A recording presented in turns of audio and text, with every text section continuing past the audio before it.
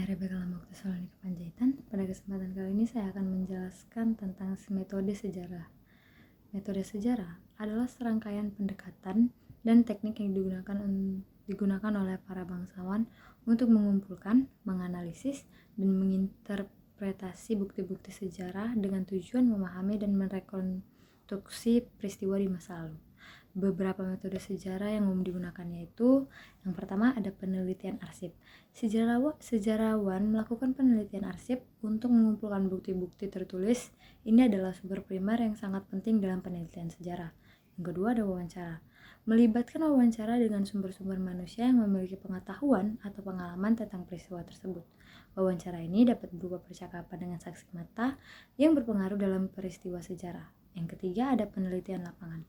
Para sejarawan melakukan penelitian langsung di lokasi-lokasi sejarah untuk memahami konteks fisik dan geografis dari peristiwa sejarah dan dapat melibatkan penggalian arkeologi, survei lapangan, dan pemetaan. Selanjutnya kita akan membahas tentang langkah-langkah dalam melakukan penelitian sejarah.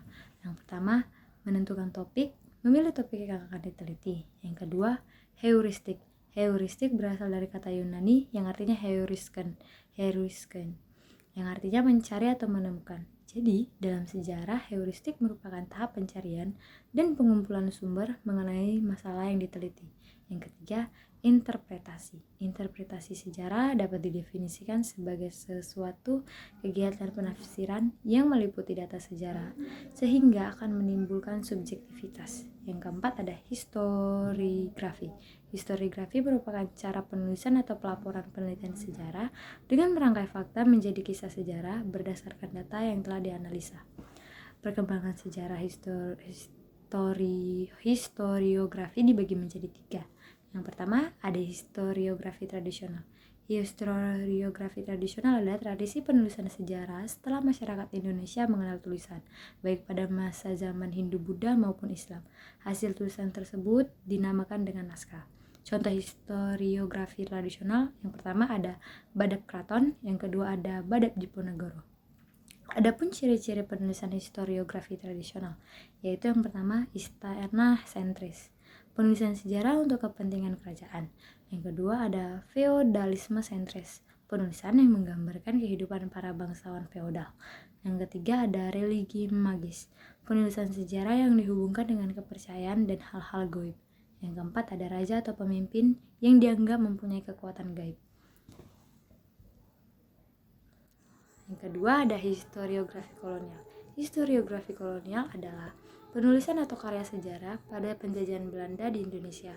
Dapat dikatakan sebagai historiografi warisan penjajah. Penulisan warisan peristiwa dilakukan untuk kepentingan kolonial. Kata-kata yang digunakan sangat merugikan bangsa Indonesia. Ciri-ciri historiokolonial yang pertama bersifat mitologis, yang kedua menggunakan peran orang Belanda, yang ketiga bersifat diskriminatif, yang keempat bersifat Eropa sentris, yaitu menceritakan aktivitas bangsa-bangsa Eropa Belanda di Hindia Belanda. Yang kelima, meninggikan kehebatan bangsa kolonial yang bertujuan untuk melemahkan semangat perjuangan bangsa Indonesia. Contoh historiografi kolonial, yang pertama Backnop Lorbeck Geschiednis van Nederlands Oost-Indie karya A.J. Eijkman. Selanjutnya ada historiografi modern. Historiografi modern muncul akibat tuntutan untuk mendapatkan fakta sejarah. Fakta sejarah dapat dilakukan melalui metode penelitian.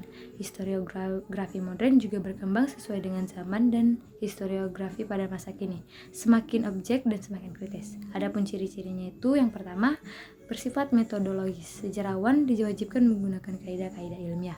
Yang kedua, bersifat kritis historis. Penelitian sejarah menggunakan pendekatan multimediasional.